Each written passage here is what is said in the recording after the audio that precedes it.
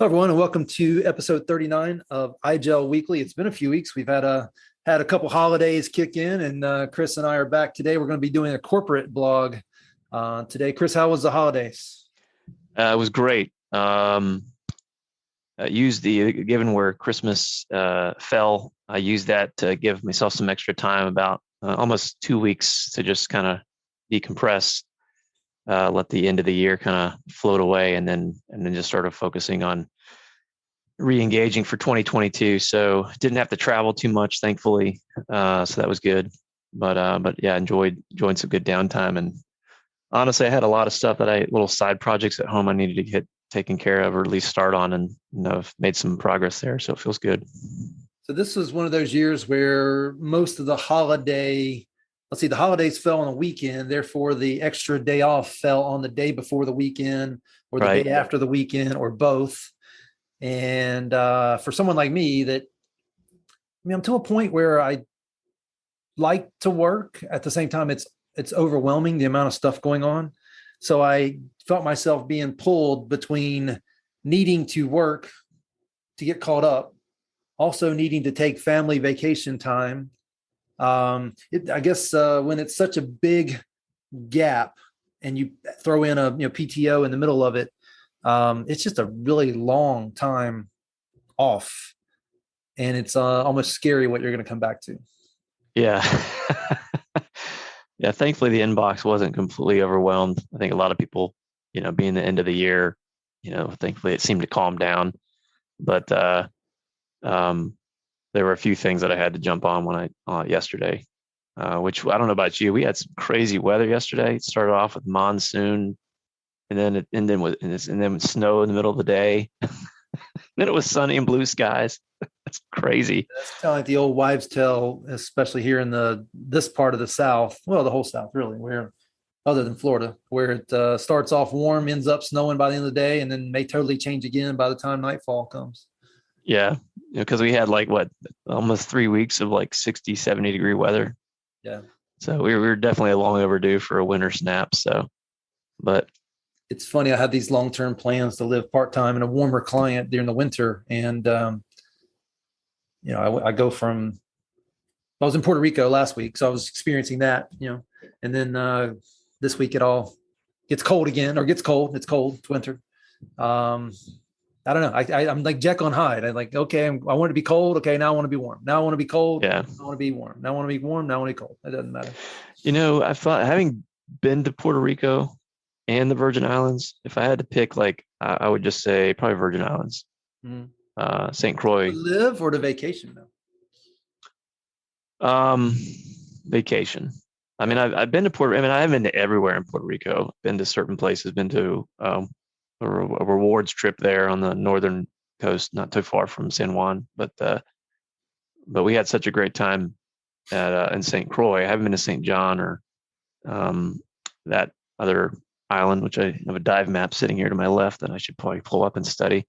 Yeah. But anyway, our family still remembers that vacation. It was like 7-8 years ago when the kids were in middle school or whatever. So, yeah. But so one quick comment out. Every time I'm there, I make a wrong turn off the interstate, and I end up at the office where the Citrix office and the Microsoft office and all the technology companies are in one little place. I think the area it's called City View.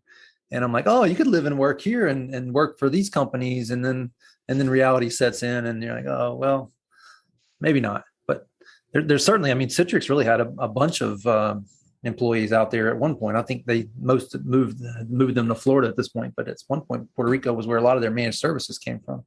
Interesting. Yeah. Hopefully they've recovered some from those hurricanes that went through that area a couple of years ago. Hurricane Maria. And a lot of it's recovered. Still remnants of it, but it's certainly come a long way. And I went twice this year, once in April and then once in December, and you could tell that there was improvements between the two. Just who knows what's coming next year? Yeah, no doubt.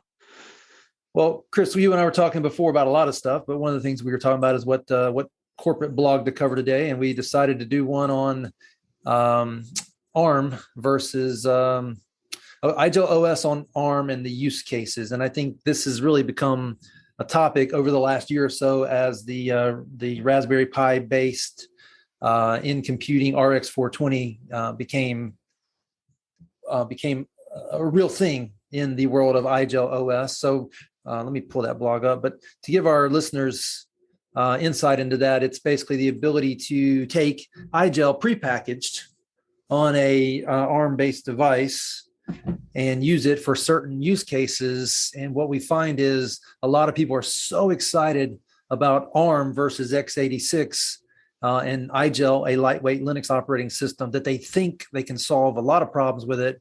And maybe someday, and you can talk about this to some degree, they will be able to. But for now, it's not the end all be all for every use case. So can you kind of just set us up in here what the intro into the article? So the blog is from December 7th, IGEL OS on ARM, use cases to consider. And can you kind of set us up with the intro here and what they're covering? Yeah. So really the sort of the outset is, this is now just about a year into the launch of this solution with the RPI4 from NComputing. And the big question is, why ARM?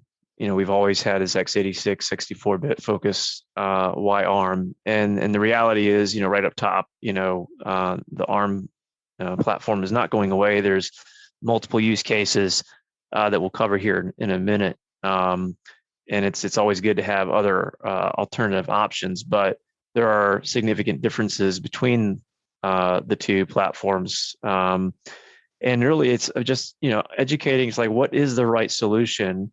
And also begs the question, well, there's other ARM devices out there from NComputing. Can I repurpose those? And the answer here for us is no. We have a very specific one from NComputing, actually two models. One has more RAM than the other, but two different solutions that I think would do very well. And then, as the future unfolds, maybe more options will become available, maybe additional focus. Right now it's Citrix in a browser, but maybe more to come as we move forward into the coming year. So let me bring up a couple of things here. One, you mentioned others using ARM. I think the one that caught me off guard was probably 6 months or so ago. I went to buy my kids new computers for college. My daughter wanted a Mac. I go to talk to the guy about buying a Mac, and he starts talking about the new platform versus the old platform. I'm like, what are you talking about? And he starts talking about ARM-based Mac devices, Apple devices for big high-end 17-inch screen laptops. And I was like, oh my gosh, does that mean ARM has come that far in terms of being a platform of choice for, high-end computing? And I have to assume if Apple's using it for their MacBook Pros, then the power must be there. Yeah, certainly, what is the law of something that, just continuous technology? Moore's law? Change. Yeah, Moore's law. It's just continuous change. I think about back to holiday break, I spent some time reading a book, and then part of the book was bringing me back to things 20, 25 years ago and how much has changed just in that short amount of time, to the point where to talk about like the early years of marriage, we didn't have cell phone. We didn't have a cell phone, and our kids be like, cell phone, no cell phone. Like, it's crazy, just all the technology change that has occurred. And so there'll be continuous move towards that. And obviously improvements so that it can handle some of those heavier use cases. And also things become lighter and more mobile. So I've not actually checked out the Apple one, but well, knowing Apple the way we both do you think Apple's doing it because it's a better platform, or because it gets them away from a behemoth of a company like Intel, and they can now, own the platform more closely than they could have if they stay on top of Intel's compute workloads? I think if you look at, like, I just recently got my daughter for her birthday an Apple Watch. We didn't get the highest end. We got the middle one, the SE one, or whatever the model is. But, it has most of the features, but it doesn't have everything under the sun. I think it's Apple moving, and expanding their product base, giving more choice, which means they have to sometimes, look at without trying to sacrifice the user experience. And that's the one thing about IGEL that really Apple. Sorry, I work for IGEL. We're talking about Apple. Is their user experience? Setting something up, making it very simple, but giving additional choice there. And if at some point ARM gets to a point where it can completely, be on par with Intel, I don't know if that's going to happen, but I think it's just expanding choice and also expanding the market, right? If only a certain segment of the market can afford Apple products, but they see a need in other areas, why not go down that route? So. Well, and I think what you bring up is it could be technology, it could be business, it could be options, it could be customer demand. But to the point of this blog, it's here to stay. It's kind of like the old days of AMD versus Intel. Now it's ARM versus x86. And there's enough compelling reasons why it is a player in this space.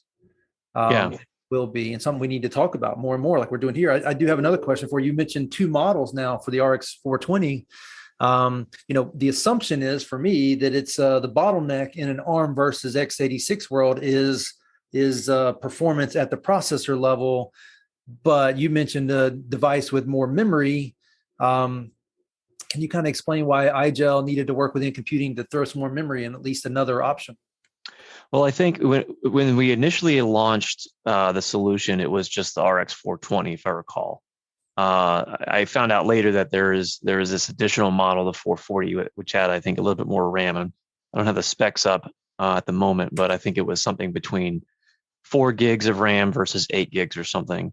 And the processing is probably a little bit similar, but certainly we'll stand corrected on that. But it really came down to, as you get,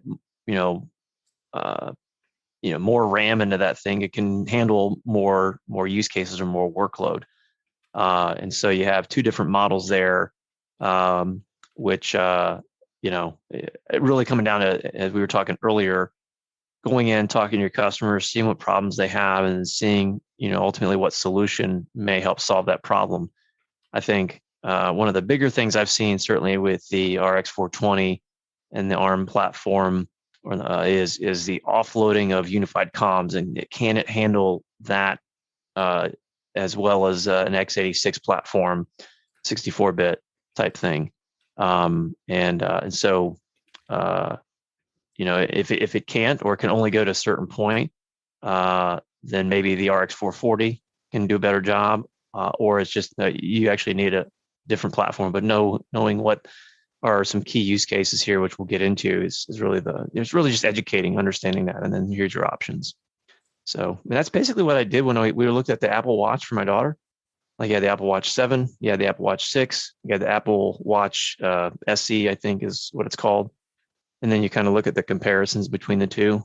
And did my daughter need an EKG thing? No. I mean, GPS, yeah.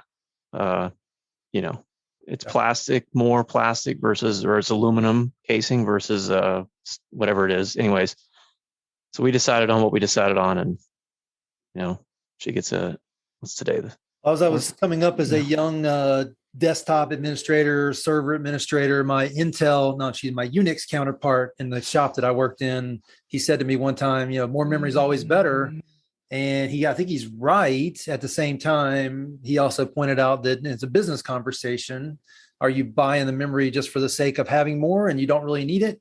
If you are, then that's a bad business decision. And that kind of comes back to this blog. It's, you can't just look at the power and performance. You got to look at the use case. And a lot of times IT guys like us, right, we just buy the biggest and best we can afford because that's what we do versus trying to right size it. Yeah. And one thing we haven't really talked about is price point. If you are, IGEL, obviously we talk a lot about repurposing devices. This is not a repurposing. This is a brand new device running IGEL. So if you are looking out to replace devices and you're going to buy new hardware, what is the price point, and then what are the use cases that this would solve? Yeah. I know you've had I don't know how often, but I mean, I have one of these devices. I think it's the 420, not the 440. But in setting it up, I mean, honestly, it's a really nice platform. And for the use cases that I've tested with, it does a really nice job. Yeah. But for my regular day-to-day stuff, I need my UD7, which is a more powerful thin client for the things that I do on a daily basis. But Well, so for our listeners, let's just yeah, RX420 is roughly $200 list price. Does that sound close? yeah. And so looking here, I just pulled up, just did a quick search, and I think the in computing is where you would get pricing from, or through one of their disties. But for the 440, the little higher model, I think a list price about 225, something like that. So that's not terrible at all. Yeah. Now that doesn't include, let's see, I don't think that includes the IGEL licensing, but No, it does. I think it does. well, yeah, in the so say all encompassing there, whatever it might be. So you're not. So 420 about $200, a 440 about 225, and you can get those from people like XenTegra, right? That's where everybody Correct. buy it from. Yeah, absolutely. And then ballpark for me, and look, IGEL is a software company that can go on almost any x86. When you talk about ARM, you have to buy it through the NComputing RX420 or 440. So that's when it becomes tied to the hardware. But you can also tie it to IGEL hardware if you want. And in your case, a UD7. And those things probably, list price around $700. Is that about right? Yeah, there's different models. So mine has the Wi-Fi, Bluetooth, smart card, and it doesn't have the fiber port that I recall. But various models, might have a little bit of price difference. Yeah. But here's the short answer, right? Yeah. Between that UD7 and that RX420, somewhere in the mix is the right combination of IGEL software on IGEL issued hardware for everybody who's trying to work in an EUC digital workspace cloud computing world. And if you don't like that particular brand of hardware, you don't like that particular hardware, then go take the IGEL OS and put it on whatever x86 hardware you want, or you already have maybe. Yeah. And the thing we've done with this when we launched is the licensing. If you did have a machine running with an IGEL OS 11 license, you could move that license over to the NComputing platform, right? Or move it to another platform, so you're not stuck on a particular platform as far as the license goes. So let's jump in this blog. I should give Simon Clephan credit for the blog. He's the one that wrote it. We're just reviewing it. So we're going to go into, I think, 4 use cases here. All of these use cases apply to everything IGEL runs on, but these use cases for the RX420 and 440s are just great examples of where you might get away with using this lower end ARM-based solution, still solve the problem, solve it well, and at a lowest possible price point. So the first one is potentially a super easy one. Let's don't take it too trivial though. And that is digital signage, which, based on size and capabilities and what the end user is doing with it, probably sounds like a no-brainer. Yeah. And if you think about it, where you've walked somewhere could be, shopping, it could be in the airport, it could be hotels, wherever. If there's signage up, sometimes you might notice it, but chances are it might catch your eye if you happen to see something that probably shouldn't be up, like a blue screen of death or something else. If it's running Windows, and you're doing digital signage with it, what happens when that is compromised and now some other message gets popped up, for that particular business or whatever. So if that's your use case, a digital signage with this device would be completely, the resolution on it is pretty darn good. But you could easily run slideshows. You could do, just standard messaging.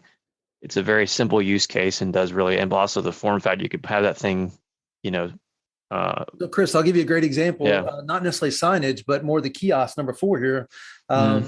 I stay at Marriott's, right? They're part of the Bonvoy. They're the Bonvoy system now.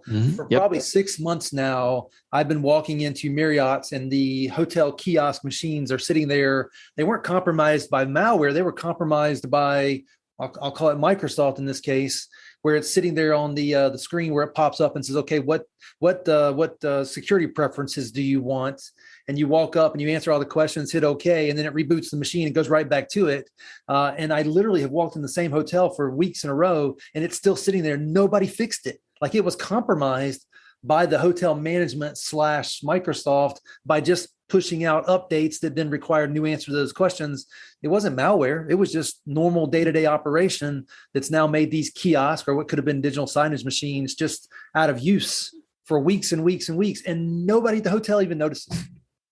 Or can do anything about it because it's not controlled locally. Right. And yet you I've been using Marriott for years now. So when you walk up, you have an experience you'd like, and you may have already checked in. You're just there to grab your key or whatever it is. And if you can't do that, think about the airport. When you walk at the airport, if you need to check a bag or whatever, you got that self-serve option that is touchscreen enabled, whatever. Just real easy. If that goes down and it's a busy travel day, these are all things that can impact that user experience at the end of the day. So yeah, another great use case there for having something that when it boots up, it's pretty reliable and very, the footprint for being attacked or compromised or whatever is very low. So I think a lot of that comes from a world where it's built for the work environment, not for the consumer environment, where consumer environment, they just assume some user is going to sit there, answer those questions and move on. We're trying to use these things for a non-persistent world that's centralized management, and the person who manages it will never, ever see that actual device. Yeah. Okay. So next one is industrial controls. Yeah. Just the devices that need to be managed by some unit, and doesn't require a ton of horsepower to necessarily do it, or even add some code. So there's apart from having a browser and some Citrix functionality, there's other things that are available to just the native IGEL OS running on this device that you could leverage here. It is Visa mountable, so it could be put inside of a protective unit or on the back of something, if all it's needed, just maintain and keep those things moving or whatever, that's another great use case. And I'm sure there's even more just in that particular realm. Well, let's take this one back to the first one. They're both, it's Visa mountable. It's somewhat, trashable, right? You can throw it away if you really want to. You shouldn't, but you could throw it away because it's just not that expensive. There's really nothing on it. It's not going to fill up that much space in the landfill. I'm not condoning that. That's not what you do. In fact, I've got lots of investments of my own to try to fix that problem. But so Chris, for the first two, why wouldn't I just buy an all-in-one computer and throw it up on the back of a industrial shelf or up on a side of the wall in the airport? Well, you certainly could. It's really just comes down to several things that we talked about earlier. What's your price point? What's your cost? Reliability. If so many different ways we could answer that, but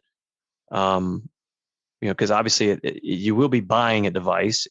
So if money is no object, then look at all your options. If you have a need where maybe you might need the power of an x86 down the road for a different use case or additional use cases, and the RX420 or 440 won't meet that initially or later on, then yeah. But still, for some of these use cases, it's going to be right on target. Well, Chris, imagine a world where I bought that all-in-one, threw it up on the wall in the airport, and all of a sudden it breaks. I got to unmount the whole thing, put a new one up there, versus just swapping out the little, what I call potato chip on the back of it. Yeah, certainly. That's definitely, the all-in-one, certainly there's pros and cons to it. It's a good point. Yeah. We haven't really talked about this. It doesn't have a lot of moving parts for number one and number two. Really, for all four of these use cases, the chances of it actually physically breaking are almost zero. Yeah. Well, it's funny because right before Christmas, I actually was doing some updates on one of my devices here, and I have it plugged into a TV where after 30 minutes it goes dark, and I completely forgot about it for 2 days. And I came back upstairs one day, I was like, oh, that thing's still running, totally silent, and it just, I turned the TV back on and it was right where I left off. I was like, so they can just keep running and they don't consume much power, not a lot of heat. There's a ton of options there, especially for some of these, simple use cases. Yeah. So. Well, let's hit number 3 here, and that is the title of this section is Citrix-powered shared workspace. As you mentioned a while ago, the RX420, which is a joint effort between IGEL and NComputing, that one is specifically for Citrix workloads. Well, not necessarily because it has a browser on it, so there's lots of other things you can do. But when it comes to the end-user compute platforms that are out there, Citrix is the one the RX420 is dedicated to working with, that IGEL and NComputing help co-produce. I will say for the group before you jump into this that there are things that it can't do that IGEL installed on x86 random hardware or IGEL hardware can do. But for the most part, when it comes to Citrix related stuff, it can do almost everything you need it to do. You want to jump into the Citrix use case beyond what I said? Yeah, no, you kind of, that was really one of the main focus areas was Citrix being our largest VDI vendor type partner. And knowing why we didn't initially jump on older versions of the Raspberry Pi, coming to market with this one was to try to address Citrix shops where they needed a device that was reliable and could more or less cover a multitude of use cases. One that is highlighted here is the Citrix Hub, the casting capability, which is kind of cool. I don't know how many customers are using it, but to have this in a conference room, that's a scenario where you just walk in and you can, QR code your session into the IGEL device sitting there. It's actually pretty cool to see that take place. Last year, I worked on a demo with Citrix in a healthcare scenario where he started badge tapped in, got his workspace up and running, and then he brought it to his iPad, walked into a patient room, and then cast it up onto the screen, and then was able to go over the chart or whatever and that's just one scenario. There's a multitude of that, but so it's a pretty, when it comes to Citrix, I mean, it's definitely very functional, and we've got for guys like Unified Comms or Webcam Redirector, there's a great guide that I've put up there on how to use that with the Raspberry Pi RX420 here, 440. And I run into people all the time that take that, like we said earlier, and they want to just use it to solve everything. And but you guys have done a good job of making it very capable, but it really needs to fit the use case. And I did want to highlight something you said there. You said this is version number 4 of the Raspberry Pi. A lot of people jumped on earlier. I jumped on version 1 with what Citrix was doing with the Citrix Workspace Hub. Mm-hmm. And it was horrible, not because of the software that was on it, not what Citrix was doing, but the compute of the device. It would just die on me every so often, and I'd have to unplug it and let it. It just wasn't ready for mainstream EUC endpoint workloads at that time. Yeah, and when talking with Simon, who wrote the blog, that's one of the first things sort of he addresses. Is why now is we did IGEL probably before I even arrived here 3+ years ago. Had looked at going down the route of an RX420 ARM platform, but determined that it just wasn't ready for the enterprise. And now that this version 4 is out, we decided we would go to market with it, and obviously starting with some key use cases and expanding from there. And so, yeah, I mean, one thing that's not on here, at least I don't see it, is sort of a work from home, which would probably be a use case 3 scenario. Having a nice device, purpose built for Citrix and IGEL workloads. So Chris, why would I own my own company, right? I have the option of sending people stuff, and I don't send them RX420s to work remote during the pandemic and before and afterwards. But I do it intentionally because I don't think it's that good as a work from home. Why would you, and I'm not saying you're wrong, I just want to hear your logic on why you would even bring that one into the mix. I think part of it depends on the use case from working from home. What do you need it for? If it's, let's take somebody that is like yesterday, I called support for our Concur solution. I have no idea where that person took the call. I also called American Express Global Services because there was a couple things on my, and presumably they're working from home. I don't know that, but perhaps. And it's just a call center scenario. And if all they're doing is taking calls and looking up stuff on a virtual desktop or some platform or whatever, they're not having multiple like 20-person Zoom calls or whatever. That might be an ideal scenario in that situation. Plus the device, if it's not that expensive, if something does happen or the person leaves the company, they may not return the device. You're not out a ton of money. So you hit on two that I want to talk about. Number one, the idea that they take a call. So in that case, are they taking a call on a handset, or are they taking it through some VoIP technology using the Raspberry Pi as the device? They could, either one. It might be some functionality that's delivered where you're redirecting the headset or whatever into the Citrix session, or maybe it's just through the native browser and there's some kind of plug-in there and just leveraging whatever's plugged in. And you don't need a ton of power to be able to handle that call.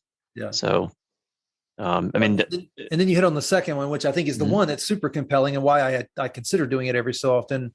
And that is the ability to have a low cost device that, you have them use their old monitor, their old keyboard, or the bottom monitor keyboard that they could use later if they needed to, if it didn't work out. And the device itself, they could just send back, or again, I'll use these words, throw it away. But you're not out a whole lot of money if that's what happens to it. Yeah. In fact, I actually, now that we're talking about it, I have a spare monitor. I might try to plug this in and just set one up downstairs just to have it as a, in case I need to pull up a browser real quickly or something. Yeah. Well, I highlight on the screen here, there's this one element of this that we haven't really talked about, and that's the Citrix casting capabilities for that workspace hub type scenario where you're walking in and you've got your Citrix session running on your iPad or even your phone, and you're using the RX420 and you cast it up to it. That's part of the Citrix workspace hub technology. Have you seen much of that happening? I have not, other than that initial demo that I mentioned earlier. I've not seen it, but honestly, I mean, the user experience is pretty easy. You just set it up. There's a code sitting there. You just walk up and you scan it, and it just takes your session and immediately throws it up. It's very similar to if you're using your iPhone and you can share your screen and cast it. Kind of, I mean, it's the same concept, but it's a very simple step. And if that's the scenario, I mean, you've seen some of these conference rooms, they have like sort of WebEx conference room meeting or whatever, a similar scenario, but just leveraging this Citrix Hub functionality. Yeah, it's definitely a Nirvana type of scenario. I've seen it demoed. I just haven't really seen it in production. I have one client that was trying to do it a couple of years ago, and for whatever reason, they stopped. I think they just ran out of time testing it. It didn't work. They just had other initiatives they had to take care of. Yeah. I mean, if there are reasons why it wouldn't work, I'm not necessarily aware of those right now. But from what I've initially seen, again, it would seem like a fairly easy use case. If you're just using it to bring up your PowerPoint in the meeting or whatever. Yeah. But it's a nice little tool to have that just walk in and just use that Citrix Hub Well, functionality. there's another element of this thing that isn't talked about here, where you have this proximity-based identification system, where you have your phone's in your pocket, and your phone connects to this thing, and it realizes, Chris is now in the room. Let's send him a little code. If he hits yes, let's cast his screen up onto this. There's a lot of that follow me session type of stuff that can be enabled through low-cost devices like this that hopefully we'll see more and more evolution of. Yeah, certainly that location-based awareness you get a chance to see some of this at some of these demo and shows that we haven't been able to go to necessarily, but it is cool to be able to see how they're taking this technology, either that exists and they're just leveraging it for different use cases, or it's something new that's coming. Yeah. But it is cool when you see all that and you're like, that's I feel like all of a sudden you stepped into an episode of Star Trek or something. Yeah. Well, you stepped into things that we as technologists, dreamed about 20 years ago, and now it's potentially reality. Yeah. How it evolves. All right. The last use case, kiosk, which if you're the technology nerd like we are, that's because you just can't wait to set up a kiosk in your kitchen downstairs. Um, that has been something. I'm sure you've done it. I've done it. I had kiosk systems all over my house at one point. Now people just walk around with tablets or their computer in their pocket, aka their phone. But certainly kiosks, low end use cases powered by the RX420 or 440 makes a lot of sense versus throwing a big physical piece of equipment, costly physical piece of equipment, or ugly even if you're reusing something from a decade ago. Let's talk about the kiosk scenario from your perspective. Yeah, I mean, there's so many different scenarios. I mean, if you take libraries, right, where uh, the first sentence there talks about a secure, unhackable appliance that you can get easy access to the internet. Obviously, going to the internet, you run the risk of something. But when you're running it from an IGEL device that is purpose built for handling a secure, scenario, trying to get to the internet, you don't want to be able to get exposed to malware and other things. And that's the same IGEL OS that's running on an x86 is running on the ARM platform here. And again, as I mentioned, public library, college library, high school libraries, whatever, you want to be able to control, through various means where they can go and what they can't go to, for example, but at the same time, allow it not to be exposed or compromised. And if need be, just reboot the machine or whatever, and you're back to where things started, or they close the browser. Similar to when you're trying to print that boarding pass. You go through, you check your email, whatever, and then you get that pass and then, print it out. You don't want anything left on that device. Right. Be able to control that whole experience would be a great scenario for something like a kiosk. And we've got Chromium built in. Chromium is obviously widely used and is a platform for what Chrome is built on, essentially. Yeah. Edge and everything. So let's highlight on that a little bit. So we talked a while ago about interacting with Citrix sessions, which is very applicable for what IGEL customers do. However, you see more and more customers that just need a browser to get to those SaaS-based applications. Mm-hmm. And when IGEL started including in the operating system, no matter what the hardware is, repurposed, IGEL x86 or the ARM platform, which we're talking about here today, having that browser in there just opens up so many use cases. And having specifically something based on a Chromium enables a lot of those sites, almost all of them, I'll say, to become a supported platform to interact with. Yeah, I mean, I think I've seen you post on LinkedIn or whatever before, where all you needed was a browser to get to that Citrix session. Yeah. So having access to that, especially on a supported browser, not some funky browser that's built for some kiosk, vendor that has some weird, not necessarily know what kind of browser it is or even how secure it is. But things you can certainly trust with IGEL. There's inside the box, when you look at the Chromium settings, there's certainly some settings that are on by default or additional ones you can control. But by and large, it's built to handle an insecure environment like the internet. In a read-only operating system that will be very difficult to compromise. So, I think you bring up a key item without actually saying it. It's a very controllable, zero trust, both physically and from a virtual perspective, software-wise. It's a zero trust platform. Mm-hmm. Yeah, I mean, seriously. I mean, how many times have I walked up and be like, the only way I'm going to get this thing printed out is I got to log in and check my email, and I'm on a hotel public.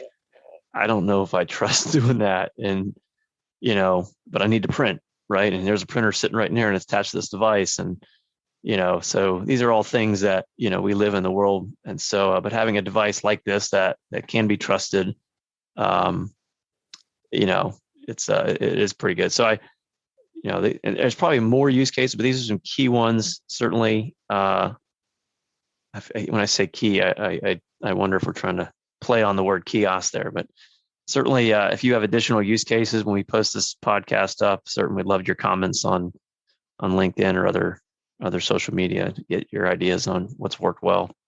Well, I think I just want to highlight here, IGEL, again, software-based Linux operating system that is built for the enterprise, built for company needs, extremely manageable, usable across lots of different technologies, including now the ARM-based platform. These are just some of the use cases, but if your use case extends beyond what the ARM platform can do, there's almost limitless opportunities to use the IGEL OS outside of this particular piece of hardware. Yeah. And that's the beauty of it, is one pane of glass, if you will. We talk about that a lot. Same operating system across multiple devices, different use cases. And probably even some, if you walked around seeing how is technology used inside this company, inside this business. Yeah. I mean, I think about, like I said, the digital signage. I mean, so many things that you could probably paint out here. I've not done too much on the industrial control thing. I'd certainly love to walk around and see how technology is used in those scenarios. But yeah, some great ones. We could probably think of a few others that aren't on this list. But Simon's done a really good job of sort of summarizing, some great opportunities here to use this NComputing platform with IGEL. Yeah. Well, Chris, I would like to keep talking to you about this, but I'm out of time. In fact, I'm 10 minutes past the meeting that I was supposed to go run. But I appreciate you jumping on and going through this. And welcome to 2022. I look forward to more podcasts, more blog reviews, and working with IGEL and watching you guys take the Linux platform to where it needs to be, while the others, try to chase you a little bit. Yeah. Well, thanks, man. I look forward to seeing you guys in person next week at your kickoff. Yep. All right, sir. Thank you. All right, take care.